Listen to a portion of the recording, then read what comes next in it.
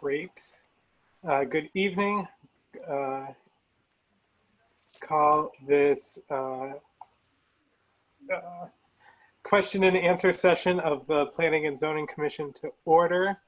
It is Tuesday, July 14th, 2020 at 7:00 p.m. We'll take a roll call of commissioners who are present and make note of those who enter when they are able. Mr. Hill? Yes, present. Mr. Lenke? John B. Lenke, present. Mr. Werge? Present. And Joseph Perotti Brown.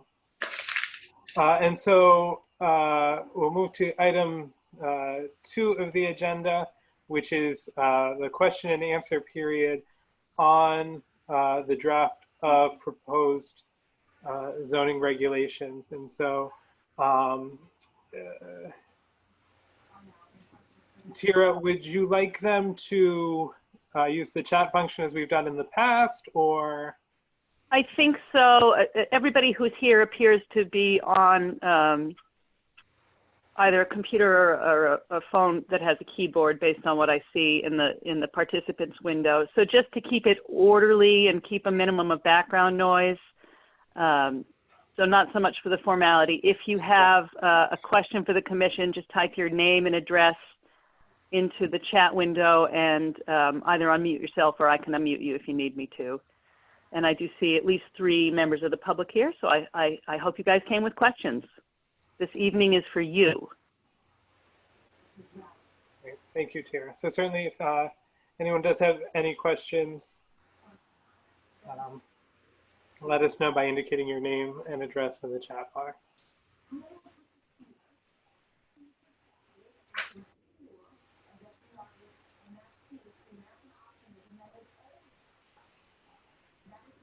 Dennis Taxon, did you want to come in? I know you and I spoke the other day. I can unmute you.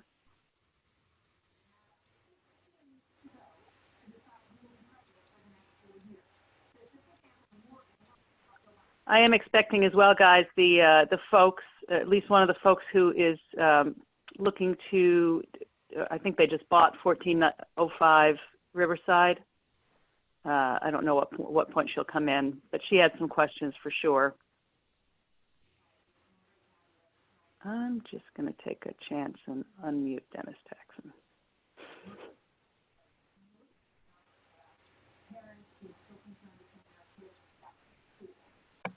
Hi, Tara, I'm back. Sorry. Hi, That's okay. I got my neighbor Diane with me. Okay. Hi, That's Diane. Hi. So yeah, any questions you guys have for the commission? And Joe is your chair. So I'm going to shut my mouth for a change. Oh, okay, no need. Boy, hi, Joe. Hello, how are you?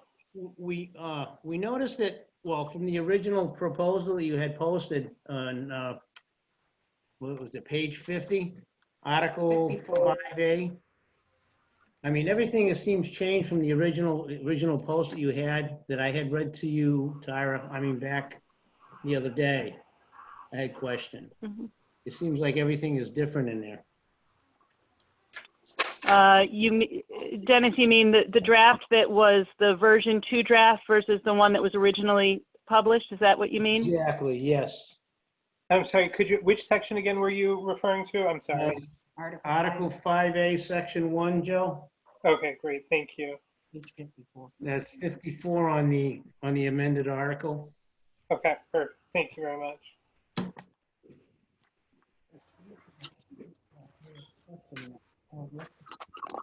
How it was worded last time. I can try that as a share screen if you want me to. Now, what page is that? It's page 54. It was on 54, Joe. Yeah. And so Article 5A, Section 1 is about home occupations and neighborhood limited enterprises. That is correct.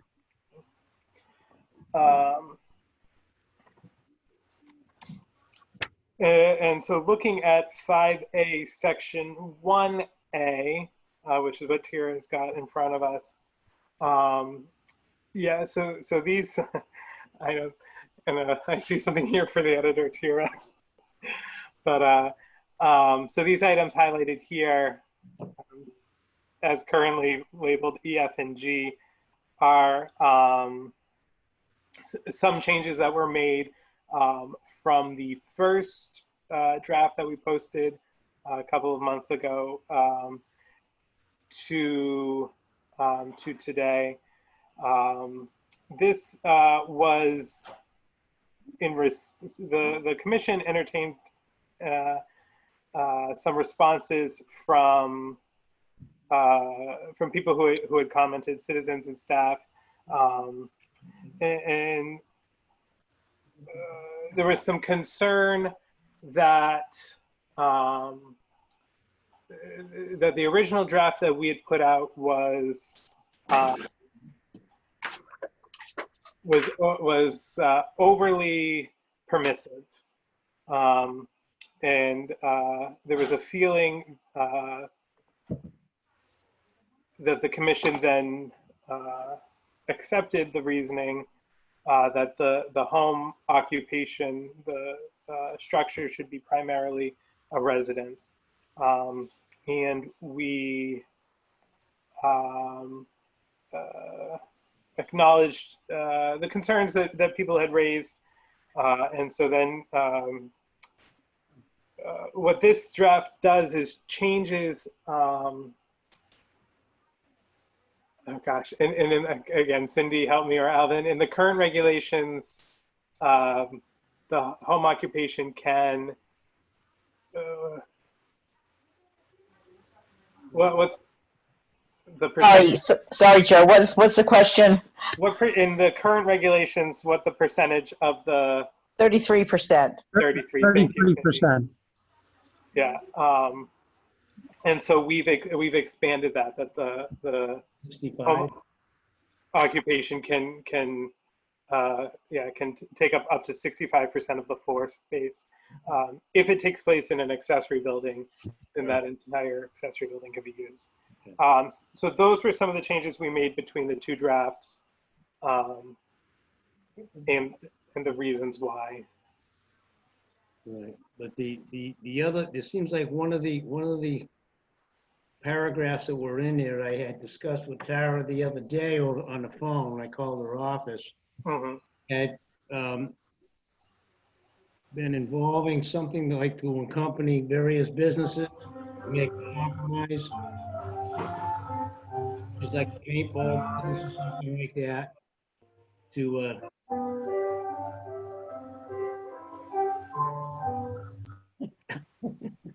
There's some distracted noise. Yeah, I think we just. Yeah, I just muted it. I'm having a little trouble with my screen, so if I'm slow to do that, just bear with me.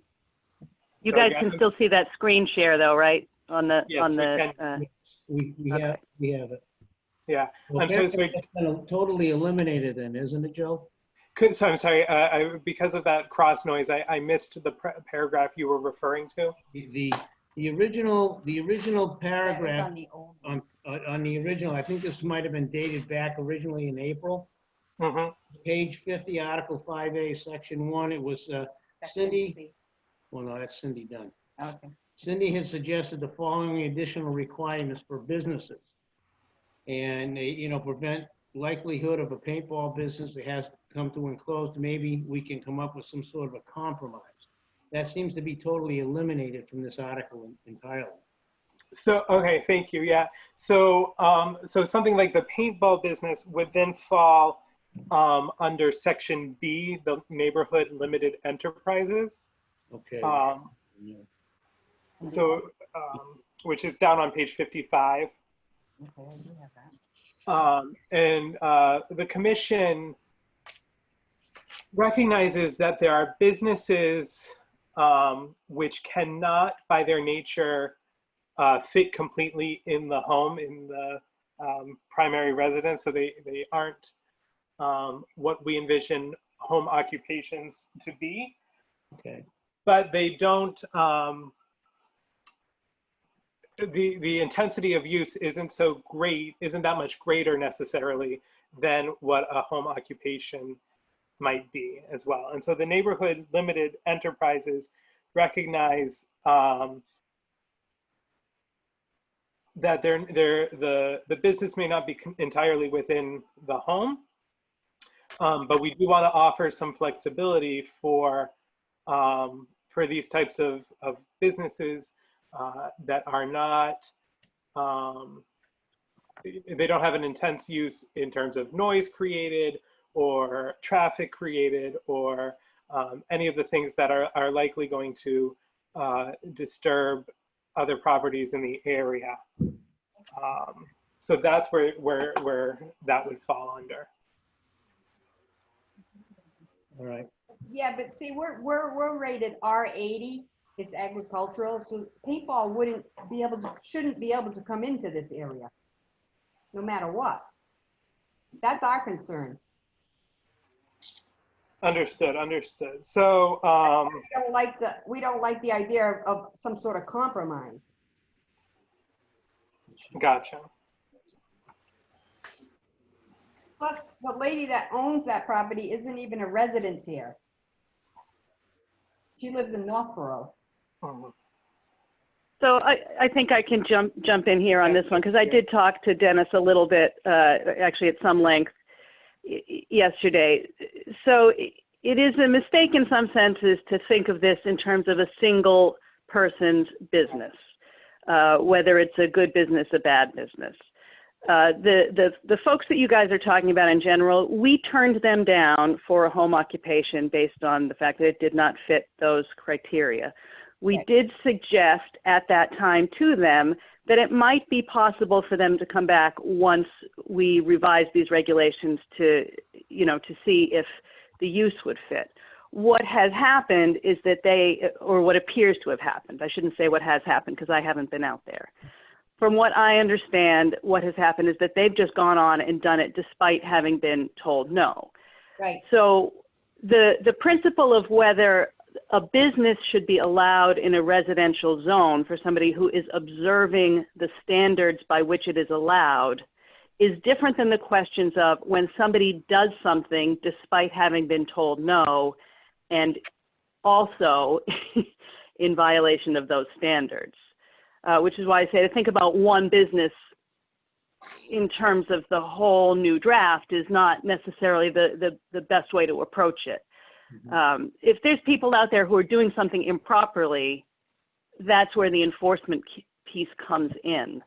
But to say because there is one group of bad actors or possible bad actors, that other people who are responsible should not have this opportunity is what we're trying to get around.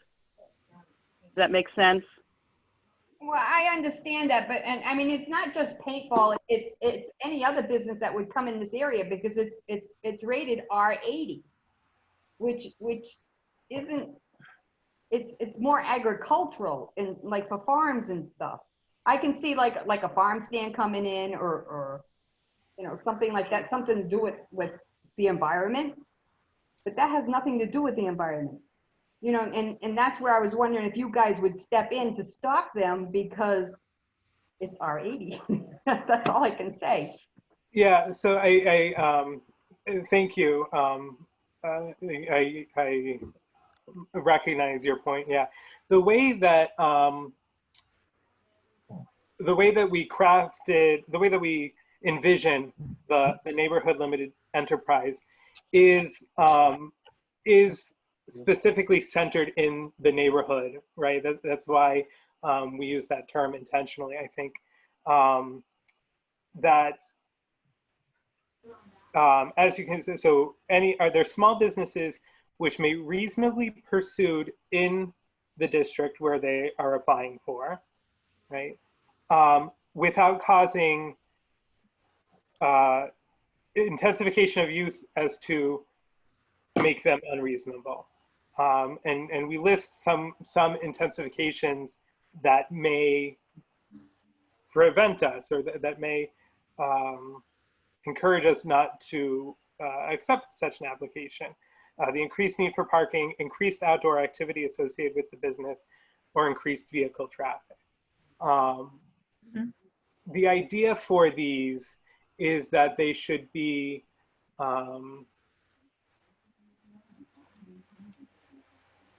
in place. They shouldn't be out of place from where they are. But with giving those businesses who may need to grow out of a home occupation a little bit more flexibility. Diana, I'll try to give you some examples that I think might be more helpful, right, to get it away from the idea of the paintball. Somebody who had a home daycare center, I would submit, would be a business that would be compatible with a residential zone that would not necessarily fit within the confines of the home. The home occupation, we very specifically said it's got to be completely enclosed, right? So that is a proposal that somebody could bring to us and say, to the commission, to say, here's how it would work. Here is how it would be screened. Here is what the parking requirements are.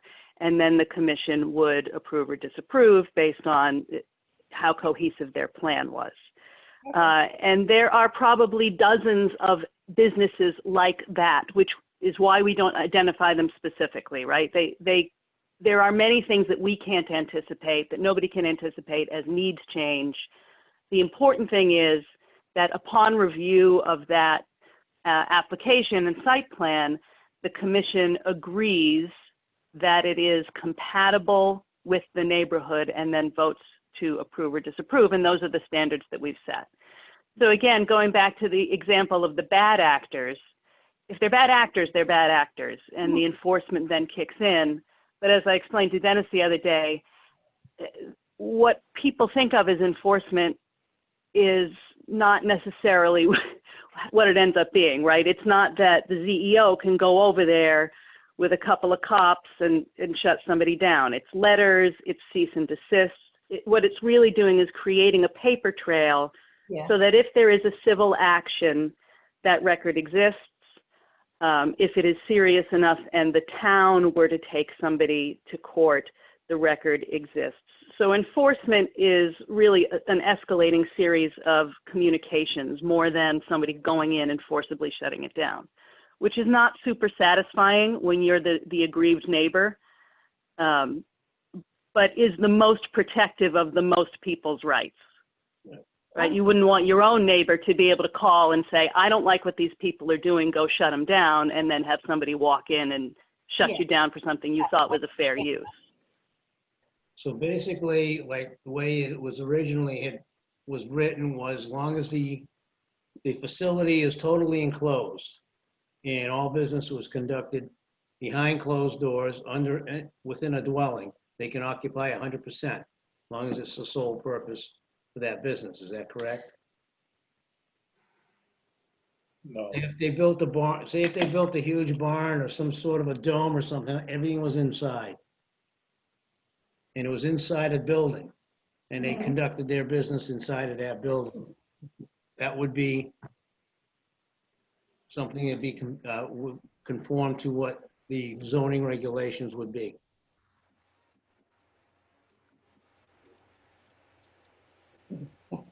Yes. Dennis, could you repeat part of that question? I finally fixed my screen and I missed part of that. Okay, the way I read the proposal or the document is if they can occupy 65% of their home for a business, an in-home business. 35% has to be residential. But if they want to run something as large as what they want to run here, they would have to have a dwelling in which to contain it, a building, in order to occupy, and it has to be inside sight, out of mind. For a home occupation, that's correct. That has to be 100%. Okay. And they also have to be a resident of Thompson, Connecticut. The owner. The business owner, yes, has to be using the home as the primary residence. We actually added that because that was a deficit in the original way it was written. It wasn't as clear. Thank you. Yes. So you can't you can't buy a residential property in the town of Thompson and not have it be your address of record if you're starting a business in it. You can be a tenant and get permission from your landlord, but it's not the other way around. A landlord can't use a building just because it's a residential structure for a business unless it's their primary residence. That was added in after those discussion groups. Okay, very good, thank you.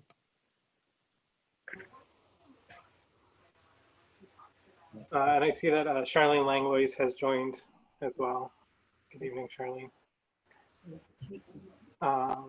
Good evening. Hi,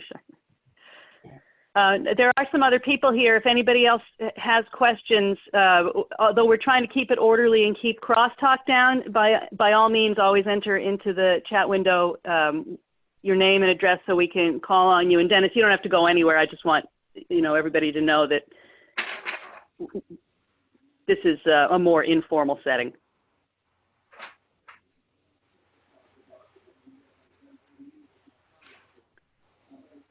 Anna, I see that you're in after we had our conversation as well. And I suspect Mary Eames, who was in, she came in, I think, with questions. I don't know about Linda, because I know Linda attends a lot of meetings. So just feel free to use that chat function, guys. Or if you're on something without a keyboard where you can't use the chat function, just unmute yourself and pipe up.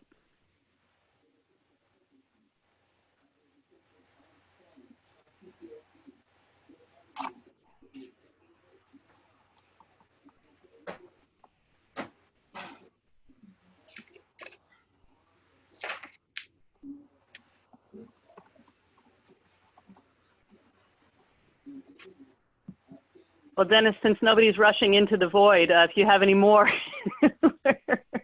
happy to keep talking to you. Oh, no, I mean, you kind of answered our questions. It's just, just a clarification. Appreciate your time. I know that myself and my neighbor is kind of the primary complainants, if you will, but communicators. Because we're the most affected by the, what's been going on for the last year and a half or so. But yeah, it's just it's continuing. I mean, this past weekend, lucky no one decided to take me up on my offer of stopping over Sunday morning for coffee, and it was very quiet. Actually, I did drive by there on Sunday. I took my dog for a ride. This is Cindy. I took my dog for a ride because she loves to go for a ride. So I said, we'll go by there. There was no activity at all there. Yeah, it wasn't anything at all, Cindy. I mean, it was very quiet. I mean, they didn't even have a campfire. And that's how quiet they were. Like I say, the biggest thing is I used to go on the Facebook page, and I used to pick up when they had something posted in there. But when it was mentioned to them that, this is who the team is coming over, all of a sudden that's gone. They don't post anything anymore, so it's all text messages apparently, or telephone calls. But like I indicated, it's usually on a Sunday between the hours of 10 a.m. and 4 p.m. Sometimes Saturday, the same time. But, they just start piling in, and, as I explained to Tyra, there was only one vehicle there that actually has a registration for Connecticut, a red Toyota pickup. The rest of the vehicles there that even may reside there are all Massachusetts registration. Thank you. So I see Anna from 1405 Riverside Drive does have some questions for us. Yes, thank you. Sorry, I didn't know how to use the chat button. That's why I tried to hopefully pop it up for people if they weren't sure where it was. So I'm at 1405. We are a commercial building that is in our rural residential agricultural district. So I don't know what to do, because I don't think any business that we want to put in fits under any of the categories under Article 4A, Section 2 table. Great. So for everyone, that table is on page 25. 25. Thank you. I was just getting up there. So we've got that the section of permitted, the table of permitted uses for the rural residential agricultural district. Well,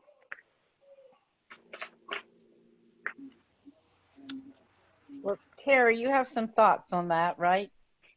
I do, which largely centers around, I think that we may have made our focus too narrow in terms of the corridor, the TCDD, because that, as it extends from 131 down to 12, takes care of one major route, but does not accommodate for this other. And, you know, this whole time that we've been, and it's only entered into our conversations recently, the 1405, 1395, 1391 properties, in my head, I always had them on 131, but of course they're not, they're on 12. So there is a logic to making both of those major state routes conform to that TCDD, which is the more mixed use headed into the commercial centers up to Dudley and Webster. Most of those properties already have their structures on them. It's not like there's a ton of vacant land that's going to get developed. And this is an existing industrial building that she wants to revitalize. So it would be in keeping if we revise that zoning map to include the properties just on either side of Route 12 headed up to the line. Obviously, it's nothing that we can vote on today, but I was going to suggest that at the final meeting on the 27th. And in doing that, if it goes through the commission, it certainly would make the office job easier, because then easier for the owners, so they don't have to walk so many steps. Neither office nor the owners have to walk so many steps to get what they want approved. So I support that suggestion that Tara and I talked about yesterday. Yeah, so Anna, if you're on the draft online, the V2 draft, it would be on starting on page 40, the table of uses for the Thompson Corridor Development District. Okay. And you should be able to see that there's a much wider range of possible uses, which certainly includes business and professional offices, a number of things actually that can be done just with site plan review, and then a number of uses that would be possible under special permit. And the site plan review is a pretty nominal step. Okay. No, because we are looking more retail, office space, a restaurant maybe, or cafe, nothing crazy, you know, no paintball places or anything like that. We don't have enough land anyway. Yeah, acres. So on that table of uses, food and beverage service establishments, including outdoor cafes, requires a site plan review by the commission, but no special permit. So it's that category where the commission does reserve the right to look at it, make sure that it's conforming to standards that are appropriate, you know, and in certain cases set some conditions, but it's a lower expense level. It doesn't have the extra step of the public hearing. It's a pretty friendly setup. Right, and it's more, I want it friendly for the potential tenant than for me, honestly. I can do the paperwork and deal with it, but I can't lure a tenant who wants to come in if they have all that paperwork and hurdles to pass before they can open. So that's my main focus, to lure other tenants in so they'll want to open there. So thank you. That would be appreciated. Yeah, and again, obviously, it's nothing we can decide formally in this meeting because this is not a real meeting in that sense. But it will be a suggestion that I bring up in the final discussion in the public hearings sessions. Okay. That's all I'm looking for, at least a discussion. Thank you. Okay. Thank you.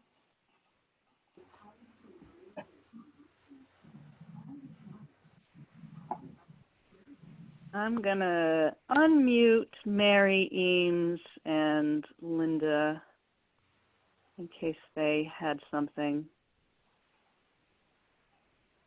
I'm trying anyway. Doesn't always work when I try to unmute somebody on this end.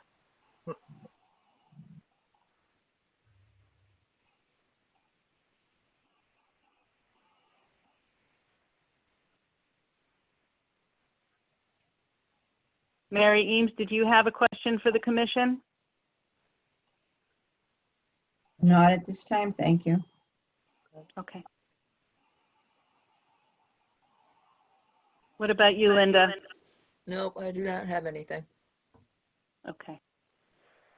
So it's a social hour for a little while, guys, unless Dennis and I'm sorry, was it Diana? Yep. You guys want to come back in? We're all yours unless somebody else comes in with more to add. No, I mean, you've answered a lot of the questions that was presented to you, Tyra, the other day when you and I were on the phone.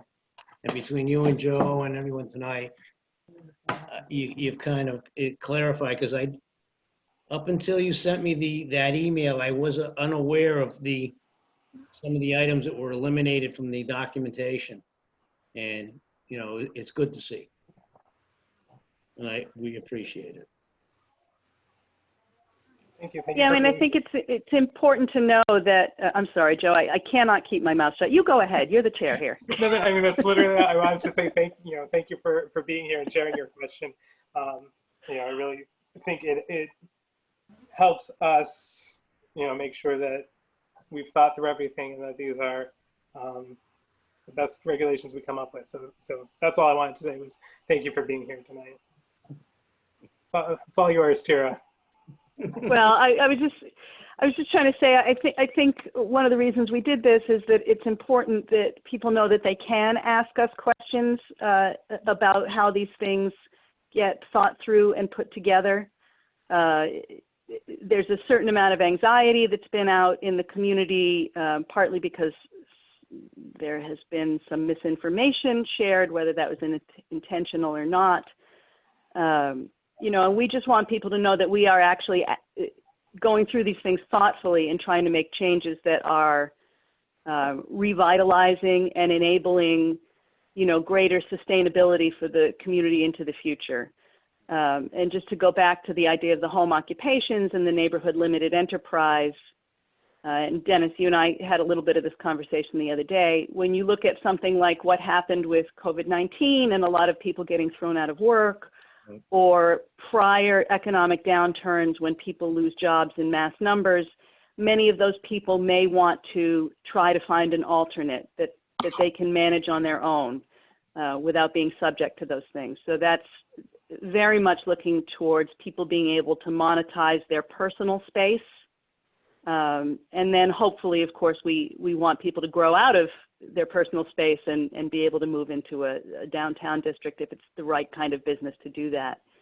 And some businesses don't need to do that, right? You could be a home office lawyer for the rest of your life if you wanted, right? You would never necessarily need to take that extra expense. It's an education, to say the least. Because, I mean, really to find out what all these regulations and zoning rules and regulations apply to and how they apply to and who do they apply to. It's an educational experience, very educational. And I mean, I really take my hats off to you folks that really put in all this time to kind of go through everything and, kind of rewrite the things that are outdated.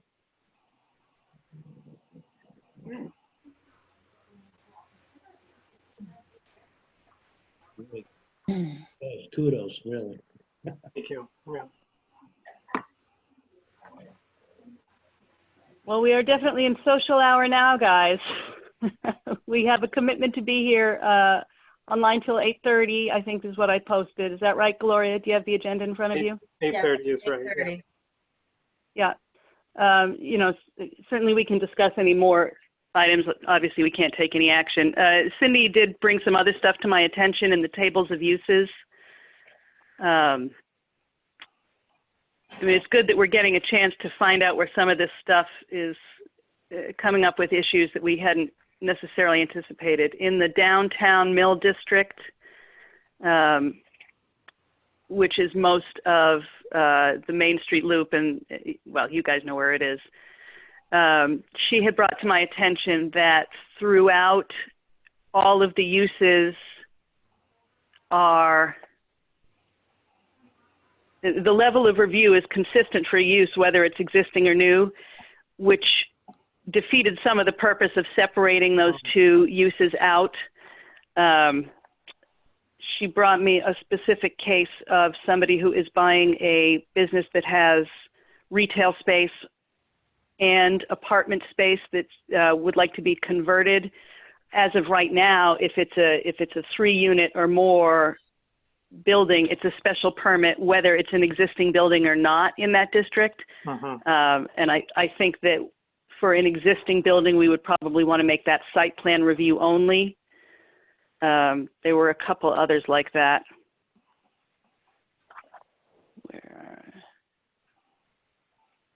In the site plan review, just to make them simple permits for an existing building, a farm store going into an existing building in that district, I think you could make the case that a simple permit would be enough there.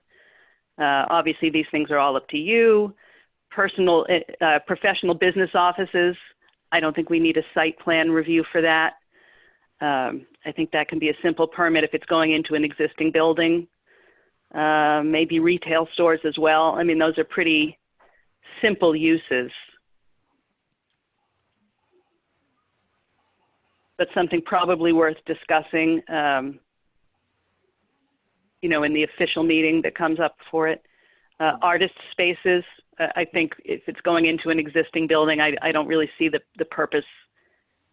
I was just trying to make it consistent and easy for the commission, but in terms of the mission of making it actually easy for the person seeking to use the space, I think that was an error on my part.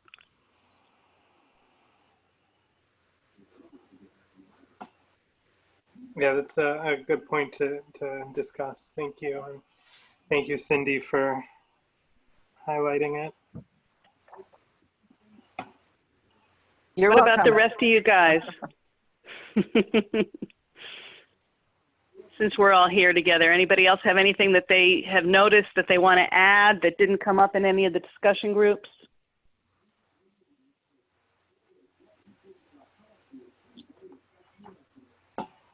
I was just still kind of fingering my way through it, so I haven't really, I'm just making sure that it's readable so that we, somebody that never has opened it can see it and follow it right along. Do you know what I mean? Mm-hmm. Yeah. So actually, that's a good question for our two people who came in with questions. Anna or Dennis, did you find it easy to follow as a document? Because that's important for us. Very easy. Oh, I did. Yep. Very easy. But Diane does have a question. Like all the primary outbuildings now, they're all 200 square feet instead of weren't they 100 square feet at one time? Before you butt. Cindy, that's a better one for you. Okay, so right now, if you have a building over, an accessory building that you want over 140 square feet, you have to go by the current setbacks in your zone. Okay. So say like in R40, it would be 25 feet from the side and the back, 50 from the front. Okay. If you are putting a building, these are the regulations now. If you're putting a building in under 140 square feet, then you only have to go 6 feet from all those setbacks. And of course, the front, you have to stay that, setback in the front.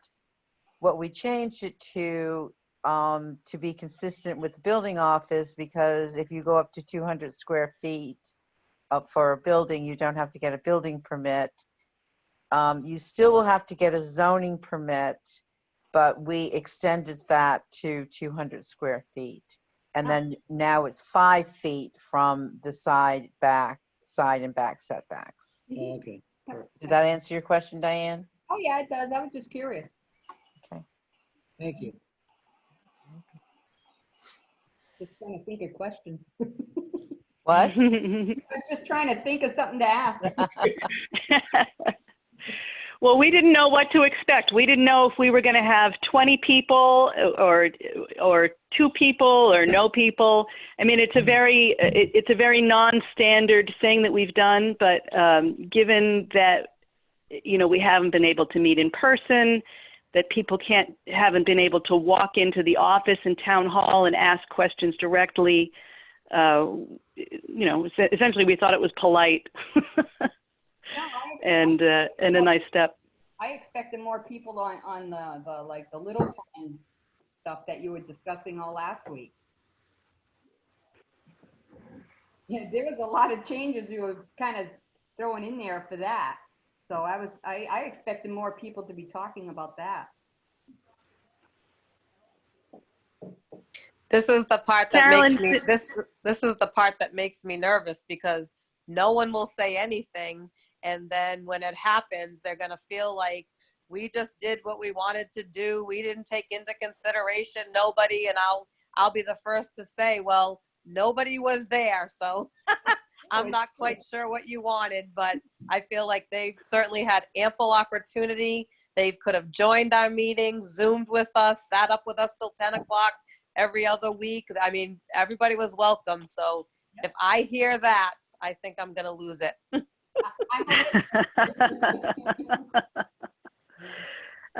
Carolyn, since Diane brought up the topic of the Lake District, after we changed the level of scrutiny for the non-livestock agriculture in there, was there anything else in there you thought still needed some attention from a conservation point of view, or from your experience with the area? No, I think it's covered. I think we pretty much addressed all of that as we went along. But on page 139 is where that inconsistency is that I made you aware of earlier today. On 139? Page 139. In the appendices. Yes. That's where okay, I copied and pasted that before I made the change. Good catch. Okay, so that's the only thing. That's not supposed to be under special permit. It's supposed to be under permit with site plan review. Right. I didn't realize you were looking in the appendices. Got it. Okay. I do just have one thing as well. After our last regular meeting, with that lovely couple with their miniature pigs, I think we, so if we look at the proposed definition of livestock, it says, I don't know what to do, because it says like other than household pets, and like we decided that they were ultimately household pets. Right. But then it says including without limitations a whole list of animals, including swine. Are you in you're in the definitions, right? The definitions, yeah. Okay, because I'm in the district. Give me a second to flip to the. It's like 104. What page are you on, Joe? 104. Oh, okay. Livestock. There we go.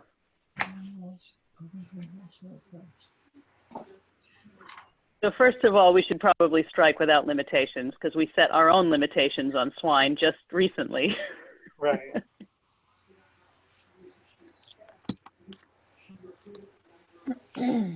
Yeah, so I mean, that might be the conversation, so make a note of it, please, Tara. Maybe, yeah, maybe that's something to go back in. Which may include, or.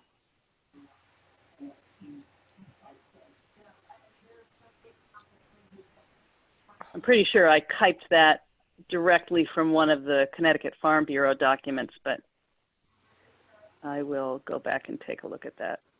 Is there any place in here, obviously, laws are laws and rules are rules and books are books and regs are regs, but maybe like a little disclosure that kind of says like, you know, we're kind of open to listen to anything, like, and so never be afraid to come and talk about your little elves on a shelf or your, you know, little houses that you want to build. Meanwhile, so to answer your question, Charlene, but he's got a sign out now that says tree houses with an arrow. I want to stop by and see them because I'm so excited to see what they look like. Yes, me too. I have not seen that sign. Yeah. Oh, I did. Yeah. It's like not a disclaimer, but like, you know, like if you've never picked up regs before and you flip and you see like, oh, no, we can't do it because for some reason they don't think that they fit in anywhere. Like the caller that asked, like when she was looking, there was no place for her business, but in actuality there was, and we helped her find a spot for that. So right. And we did do that, Tira, correct me if I'm wrong, with the, isn't there like a little safety valve clause in each of the districts? Well, there's the safety valve clause for uses, but I don't think that's exactly what Charlene's getting at. I think what Charlene's getting at is more along the lines of what we articulated in the idea of the pre-application meeting, which is we recommend that you come in and talk to us informally so we can help you. But maybe there is another place where we could articulate that more fully, not as a part of an application process. But does that belong in a book of regulations, or does that belong like on the website? Yeah. Because your regulations are setting standards.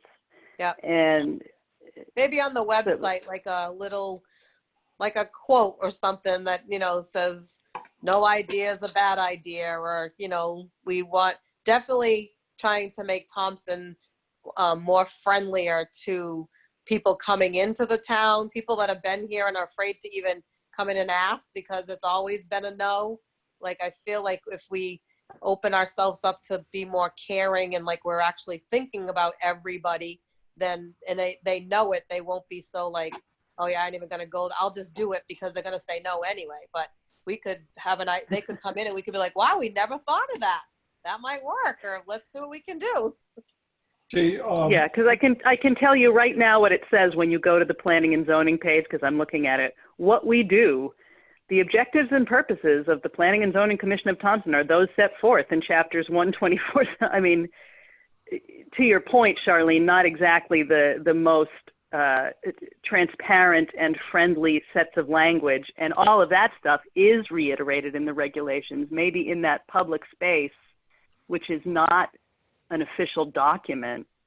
Maybe that is the place where we say something about, you know, how we feel about what we do. Bob, were you about to say something? I think it was Bob. One of the things that, to Charlene's point, that concerns me is that we are a regulatory body and we're making rules. And what we need to be is consistent within those rules. And I suspect if we get too loosey-goosey, we're going to have problems.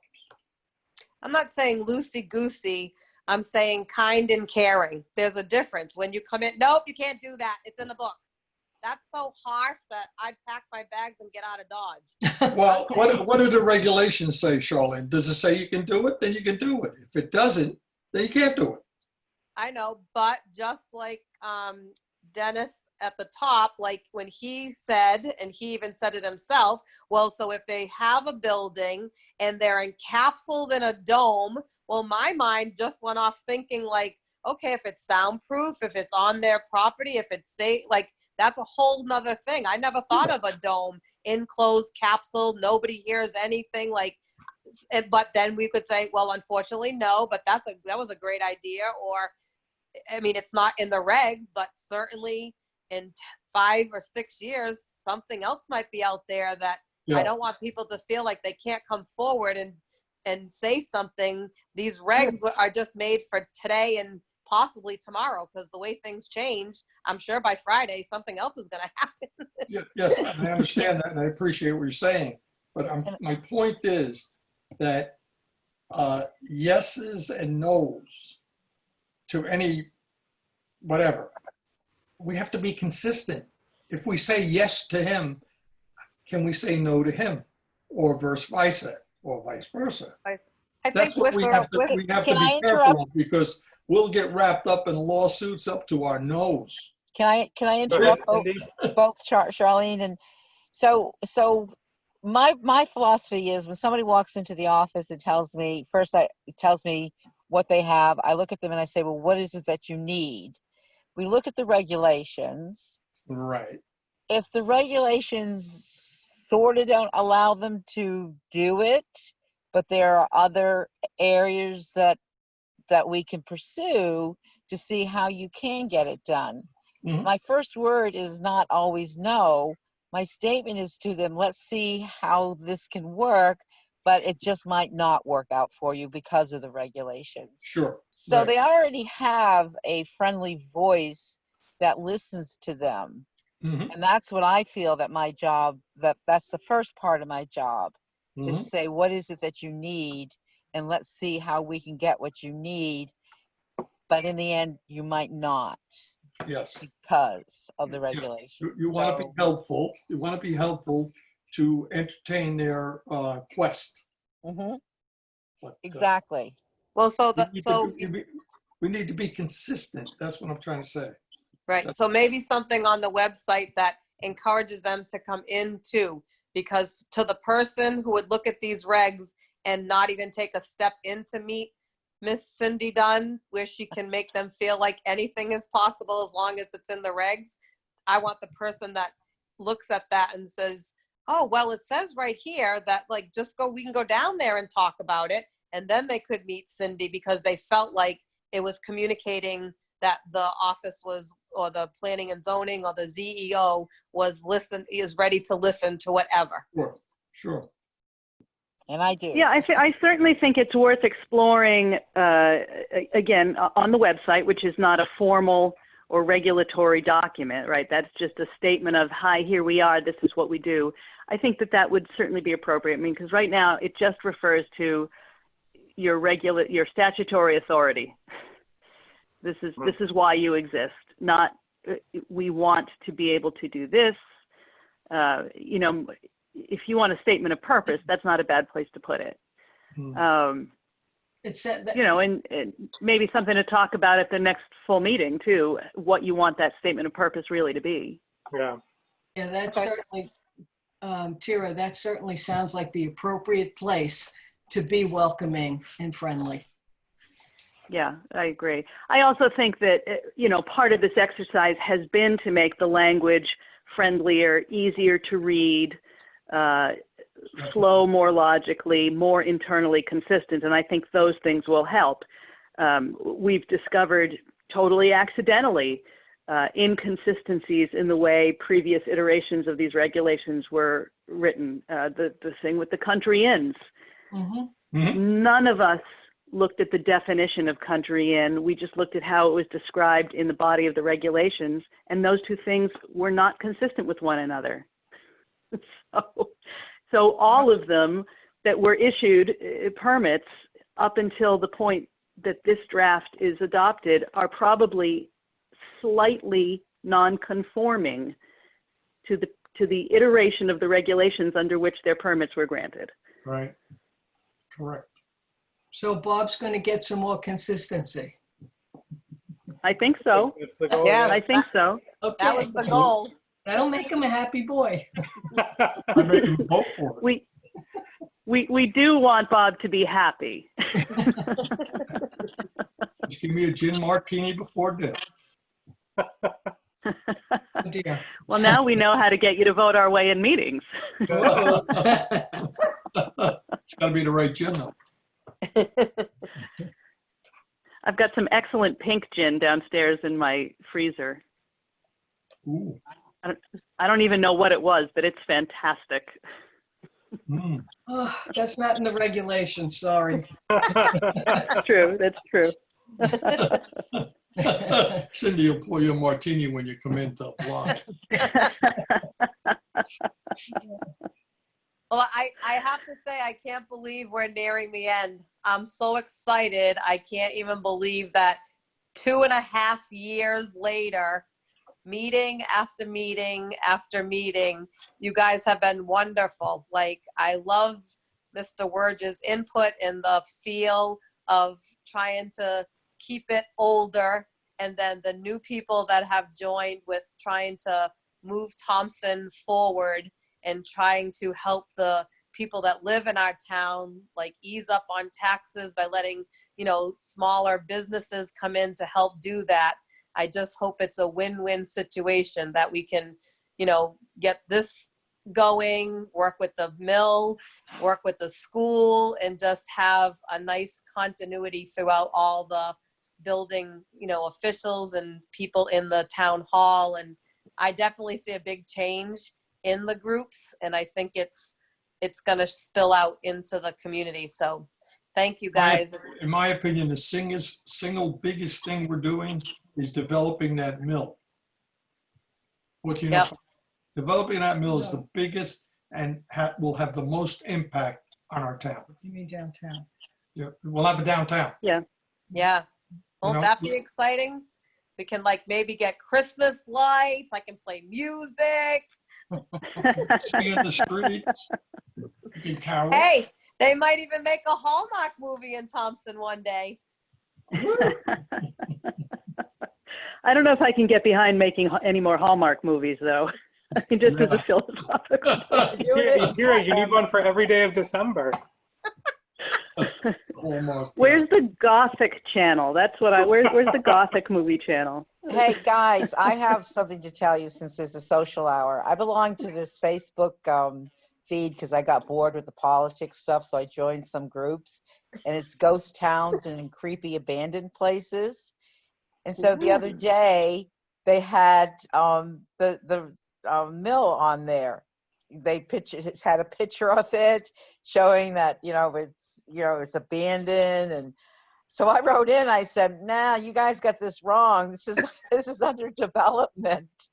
So some people wrote back and said, I said, I work in the town of Thompson and it's under development. So I had a couple of people wrote back and said, well, that's good to know. It's a pretty creepy website. Don't ask me why. I mean, Facebook page group. Don't ask me why I did it. I was just bored. Cindy, you're our knight in shining armor, defending our honor.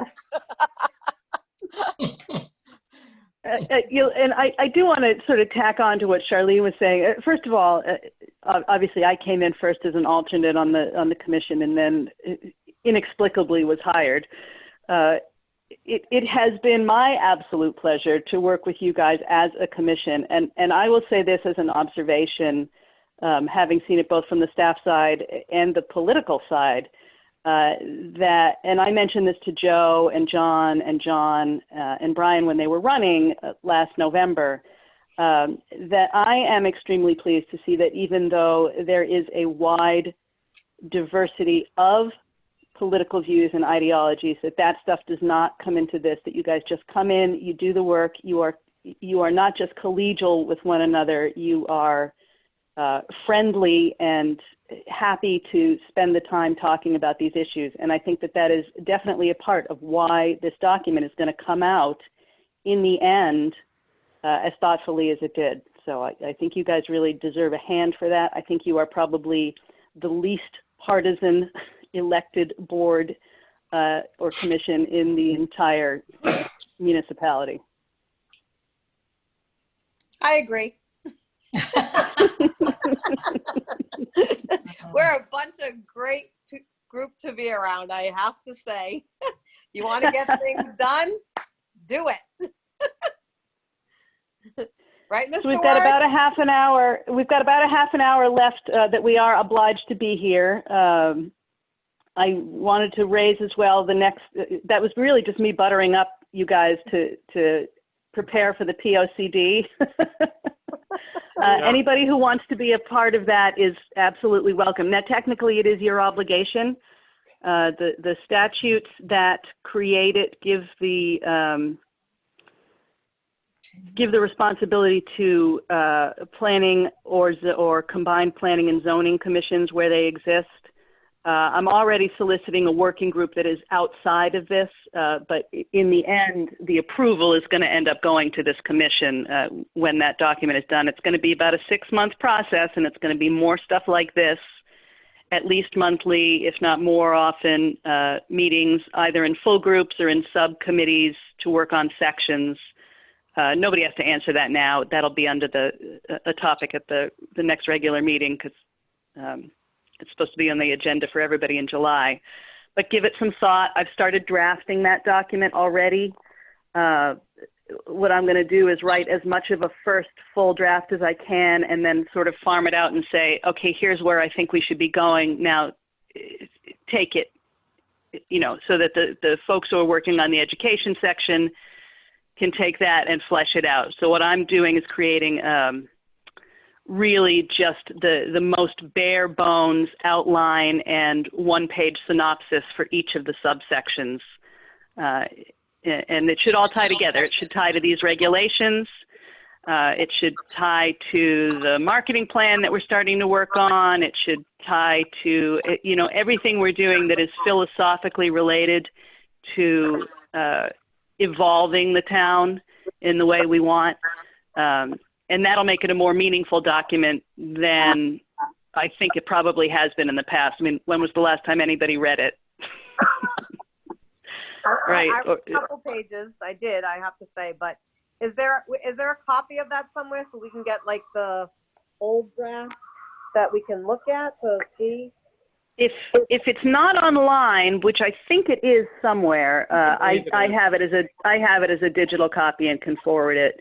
There are little spiral bound copies running around here and there. Alvin,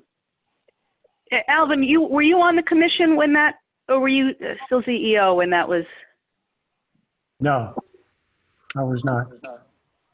Yeah, it is, Charlene, it's under forms and documents, Okay. under planning and development. Oh, you're looking for a hard copy, Charlene? You're looking for a hard copy of the past one? Yeah, if you have one, I'll grab it. If not, I can just print it off. And then there are some things I do like paper for, like especially this, so I can look at the old, look at the new, but. I have a copy of it. All right, I don't have a copy. I just want to see what it all, and I know there was a couple things on there that when I was looking, it was kind of outdated. Yeah. I think by statute, aren't we required to update it a certain period, like every 10 years. Every 10 years, that's right. It's a 10-year cicada, and this is the year it comes out from underground. Right. Right. Now, Bob, you did work on the last one, right? Just on the edge. I think Kevin Kennedy did most of that. Yeah. He was the planner. He did most of the preparation on that document. Yeah. He did consult with some of, with some of the Yeah. departments. Yeah. But he Yeah, did. So it wasn't a very collaborative process last time, Bob? Is that what you're saying? Because I want this one to be very collaborative. Yes. I think it was collaborative, not necessarily to a great degree, though. Just like Carolyn said, Kevin basically formulated it, put it together, and various commissions and us being the main event, Departments. yeah, reviewed it and, put a stamp on it. Okay.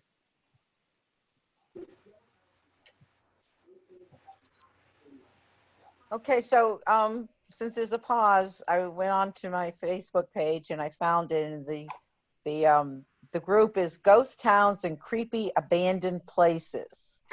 So they showed a picture of the mill and then 3 side pictures, and it says Old Cotton Mill in Thompson, Connecticut. I believe it closed in the 50s.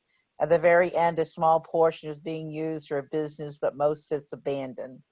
And so then so some of the comments, what a shame to be empty. Doesn't look creepy at all, which it doesn't. Somebody said they were inside, it's dangerous. So then I said, I work for the town of Thompson and pass by this property all the time, and it's presently on target for renovation.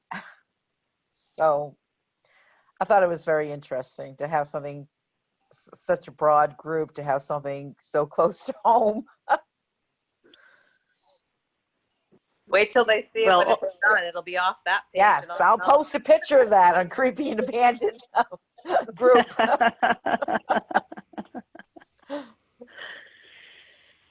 Well, do any of our other guests from the public have anything else? I mean, I appreciate that you guys are still hanging out. We are at your disposal.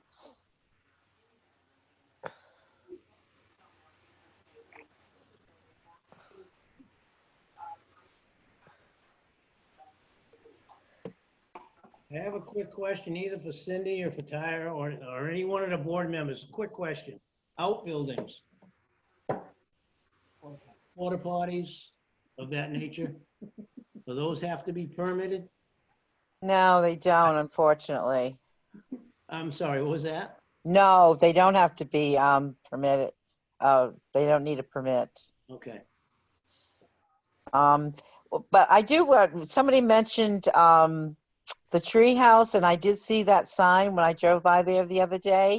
So the board members that are here, did we tell them that they had to come and get their like zoning permit and building permit to build a tree house? Was anything mentioned about that? I think we just approved his Plan. as a country inn. If he's building, that's on the building office. Yeah.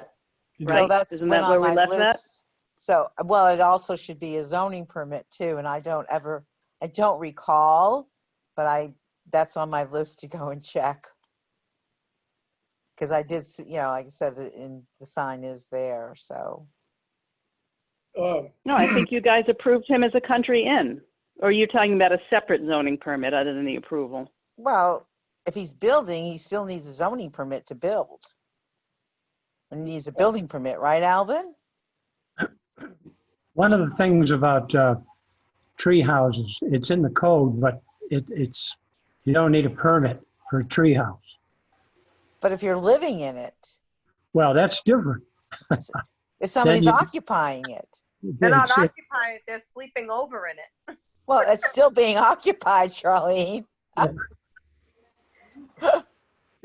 It's being occupied for If it's livable being occupied, space. if it's being occupied, the Department of Health has to be notified as well. Right, but they also told us that they weren't going to be providing those facilities, that they were going to make provisions for some, I'd have to read the minutes and see. Look at He's definitely been to NDDH. He made a point of telling us when he had his Okay. appointment with NDDH to approve what his plans were for sanitation for that. Okay, yeah, like I said, I had to go back. I just made a note of it the other day. So in 6 months, I'll get to it. It's a joke, guys. Maybe not. He was working pretty hard to make sure he was above board. I'm not super concerned there. Well, I'm I mean, check concerned up if he on him. needed a Check up building on him if permit you. and he didn't get it. Well, because yeah. I never signed Check- off on it. Yeah, check up on it if you think Yeah. that there's a deficit. But if there is a deficit, I'm sure it's an oversight, not an intention in his case. And Okay.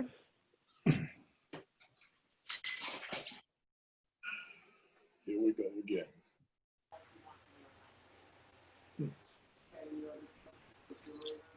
Anything else anybody wants to say? What's the matter, Mr. Lenke? What are you watching? Yeah. John? You don't you have a will. word? It's getting a little close to my noni time. well, Bob, we don't actually need the quorum since there's no motions or votes. If you really do need to go, but we are obliged. We said we would be here and available for anybody who wanted to come in until 8:30. So, that's okay. I mean, it's not a bad time if there's anything else anybody wants to discuss about the draft, anything that doesn't need a decision, but, just something to think about between now and the 27th. But it's not a bad time to bring it up. When's my sign going up? As soon as we raise the other half of the money. I'm not raising it. I'm going to. If I'm ready, then I can go to my businesses, right? Yeah, well, we've got, you're talking about the talker sign, right? The Charlene sign? Yeah. Yeah, so we've got half the funds in hand. Okay. And if you want to solicit members of, sorry guys, this is non-commissioned business. If you want to solicit members of TBA or whomever to try to backfill those funds to get the rest, have at it. You don't need permission for that. Okay. Thanks. So the funds from EDC and the funds from the crowdfunding campaign are safely socked away. Okay. And encumbered to the vendor from whom we have the quote. So it's just a matter of raising the other half of the funds. So what do I need? Like 15,000? 18. All right, 18. I got you, Charlene. So I'm figuring 5 from each of my big businesses. Joe, we might have to pitch in a little. Okay. I missed my soup visit, Charlene. I know I'm afraid to go there. I don't want to give you anything. And then if something happens, they'll be blaming me. No. I can leave it at the end of your driveway. I'll knock I and then wasn't run. soliciting it. I'm just saying, I missed I know. as soon as this thing gets a little more resolved, seems like it's starting to, finish up, so to speak. Well, Although, if you were trying to say you miss me, I miss you too. okay. I won't tell my wife, please don't. Anna, if you'd like to tell us any more about your project over at 1405, I bet this group of folks would love to hear about it. Sure. I mean, currently you're all welcome to visit, by the way, if you want. We've cleaned up all the trash in the back. We've cleaned up all the trash inside the building too. We've cleared almost all the overgrowth. You have a beautiful view of the river right now, so you can go fishing if you want. We filed for a building permit last week to put a new roof on the mill building. Our goal right now is to save that building before winter hits.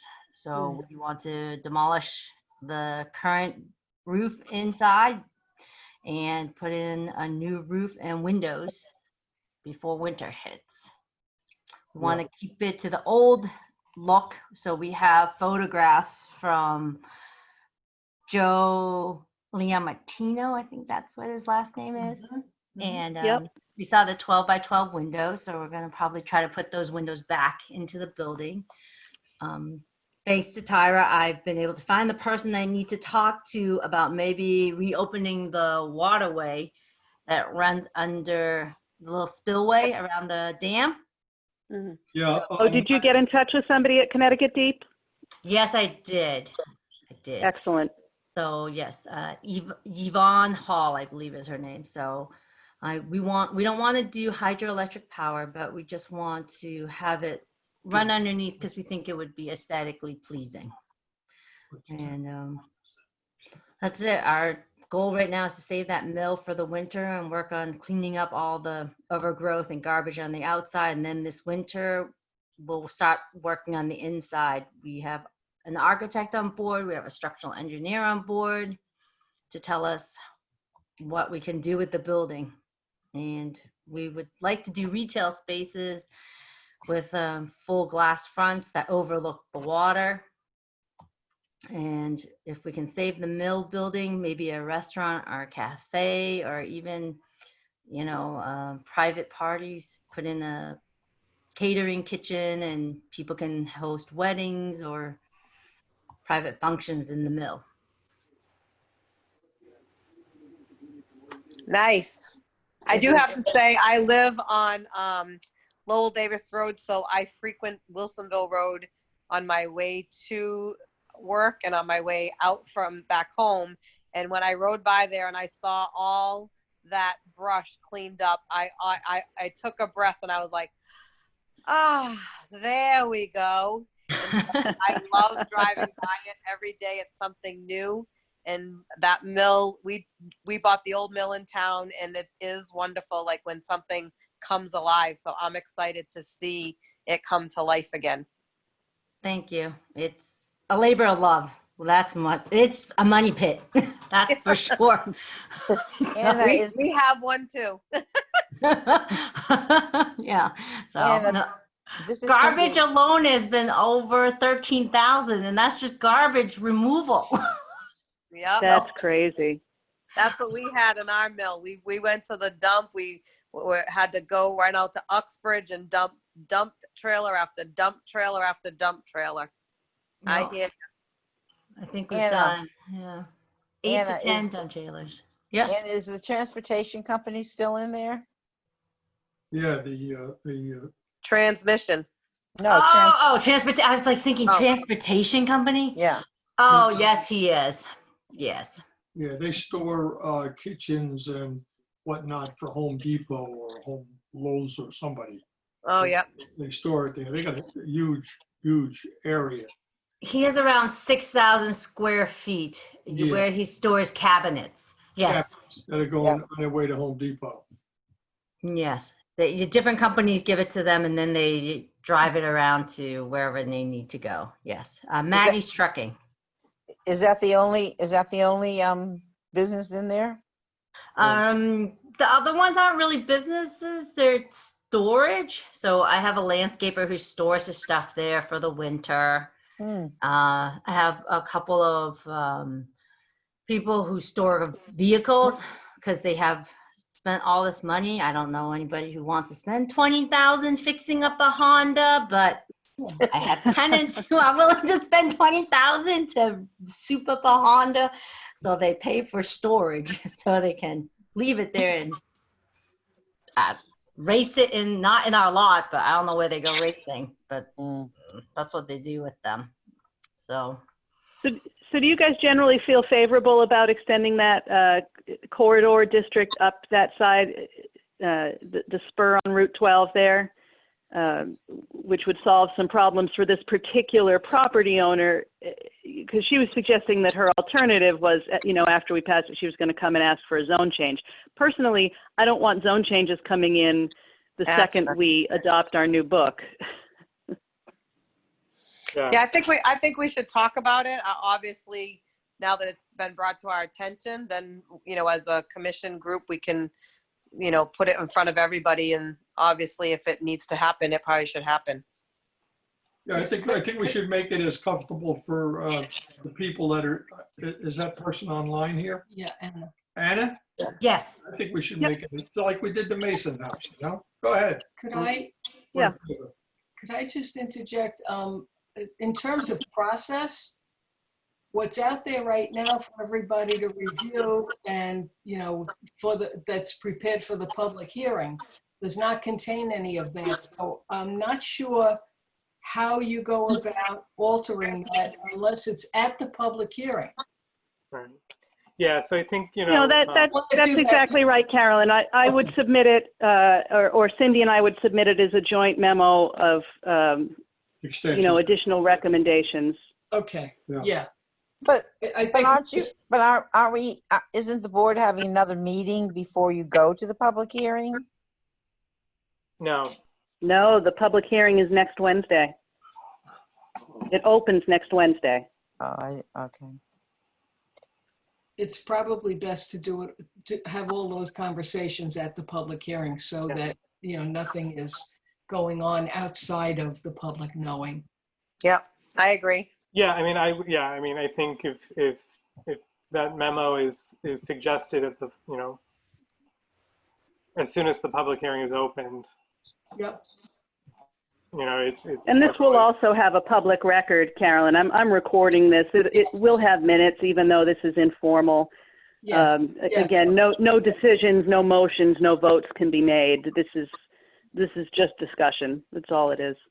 I have a question. So when I want to go back and listen to a meeting that was Zoom recorded, where am I finding those? Because I don't find them anywhere. There was some problem with storage on some of them. What is supposed to happen and what works most of the time is the person who is the host of the meeting is automatically emailed the cloud recording, which then the person who is responsible for the minutes, in our case Gloria, pastes that that link and password into the minutes and posts it. What was happening is that some of the links were either faulty or wouldn't allow you to copy and paste a password.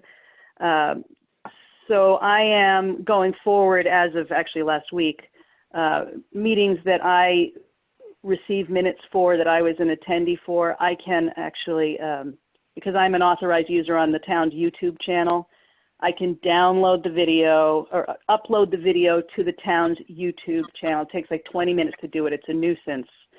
But then the cloud storage is not an issue on the Zoom accounts, because some of them were having to be purged after they were sitting there for a while in order to make room for new ones, which is a little problematic. So we're going to create a more permanent storage system, at least with the ones that I'm responsible for, which is a lot of them.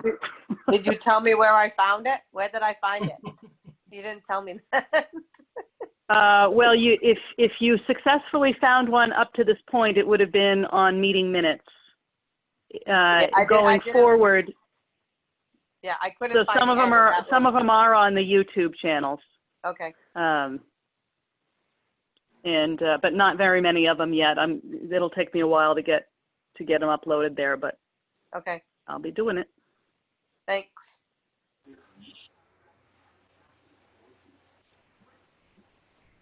"13 minutes, guys, and then we can let all these lovely people enjoy their evening as well." Tira, au contraire, you forgot that your clock's behind.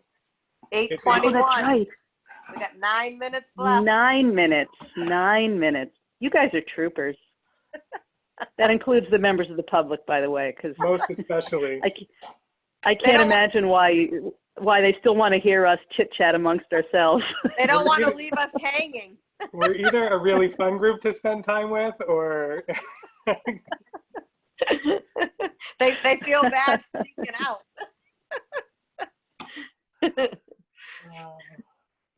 Well, Linda subjects herself to this punishment all the time. I don't. We're stand-up comedians, really. Yeah, I think Linda's grown accustomed to our faces. Good night, everybody. Oh, good night. Good night. George. Good night from me also. Good Thank night, you. Mr. Night, George. Mrs. Good night, Lurch. Carolyn. Hey, bye-bye. Now, I hope you guys are all coming to my gig on Friday. I'll be there with 6 my o'clock, snakes right? on. 6:30 downbeat. 6:30. 6:30 to 8. Bring your bug spray. Yeah.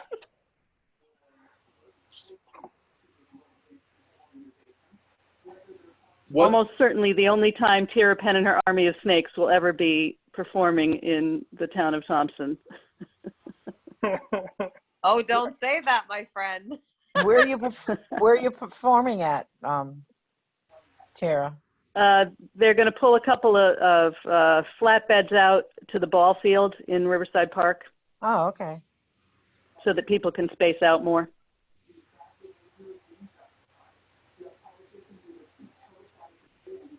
What were you going to say, John Lenke? Nothing. I'm keeping quiet. Isn't that unusual? Yes, are you sick?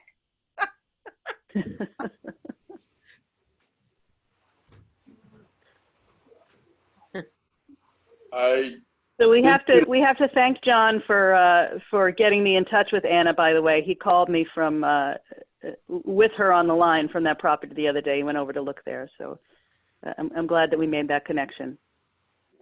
Thanks, John. You're welcome. Like I said, I'm for the town. Whatever we have to do to help these people move along, they got a good idea. I'll tell you, when I saw what they're doing, they got my support. I give them credit. Now we just need to know how to work things out with them. That's all. No big deal. It'll all work. It'll all work. We got two good people in the office, Tira and Cindy. As long as they're doing their job, they're making us look good too. Thank you, John. Well, I'm going to keep saying it. As long as you're doing your thing, that's all that matters. It's for the town. Everything's for the town. We need to move forward. Plus, we got our teacher up front here, so that's what we need too. So we got somebody that keeps it. We got to put our hand up, though. We got to learn how to put our hand up. Joel, I haven't done that in 60 years. If you want me to stop. And some of us could learn it better than others, I think. yeah, but see, I could, if I sat up in the front, I'd block everybody off. So that's why I always went to the back. No, I think we got what I'm very proud of this group since Joe and I have been on it since 2013 and the progress I think we've made, Joe, with the diversity we have of groups of people, different backgrounds, different occupations. And I think that's what's really going to make this thing go forward, and I think it's going to cut like Charlene said and everything. It's, it's something that's going to be it's slow, it's like raising a kid, when you can't wait for them to speak. And then when they start speaking, you hope they don't speak enough. But, it's just. We should, in this last 4 minutes, give one more chance to our 4 members of the public, if anybody's got anything else, or 5, because Dennis and Diane are together in the room there. Last 3 minutes for public comment. We're in it to the end. Hey, we want them in our group. I would really like to see the project like Anna is working on as far as the old water wheel in there. Is that going to be somewhat restored? I think we found the water wheel in the basement of the mill.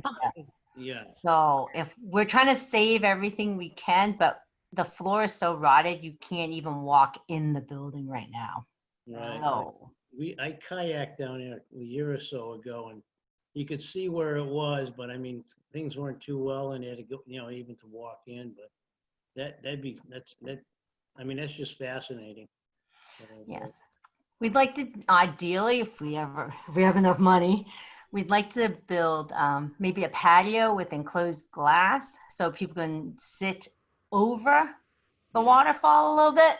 Oh, wow. Oh, that'd be awesome. Right. Good. If it's a restaurant, you could dine there, and hopefully maybe the windows could slide open in the summer, and then you could keep it closed in the winter. Nice. Very nice. We like big ideas. Yes. Well, they got some. Tara, they really had some good ideas. Joe and her really were very. They got a good plan in front of them, but it's something that's not going to be done tomorrow, but I think it's going to help that end of the town, and it'll work, it'll coordinate with like what Charlene's got, where she is, what Charlene and her husband did over there by the KFC. I still call it the KFC. And then what we're going to have being developed in the center of town with the mill, and then going out towards 200 or what is it? What is the plan? I think we got where the Thompson Medical Center is, down up to there. I mean, that's all good area for business and, small business and everything. And but it all started with you, Charlene. It started with you. Like I have one request for the members of the public who did, and it's a very small one. If this stuff comes up in conversation as you're out and talking to other residents, there is a lot of half information that gets either purposefully or inadvertently spread. We would appreciate it, the commission and Cindy and I as staff, if you can let people know that this is a commission that people can talk to, that these regulations are easy to read, that they're available, and that nobody's trying to pull any tricks, right? That this is a transparent process that we're really trying to put through. It goes a long way, because we can say that on our own behalf all we want, having members of the public who understand what we're trying to do is very important to us as well. And so again, yeah, I would, again, thank you everyone who came. Like I said, it really does help us put forth the best regulations for the town. A reminder to everyone that our public hearing is next Wednesday, July 22nd at 6 p.m. And there will be a regular meeting of the Planning and Zoning Commission on Monday, July 27th at 7 p.m. And with that, I thank everyone, and I will close this meeting. Good night. Thank you very much. Thank Good you. night, everybody. Thanks for taking the time. It was yeoman's work. Thank you. Thank you. Thank you. Bye. Good night. Bye. Thank you.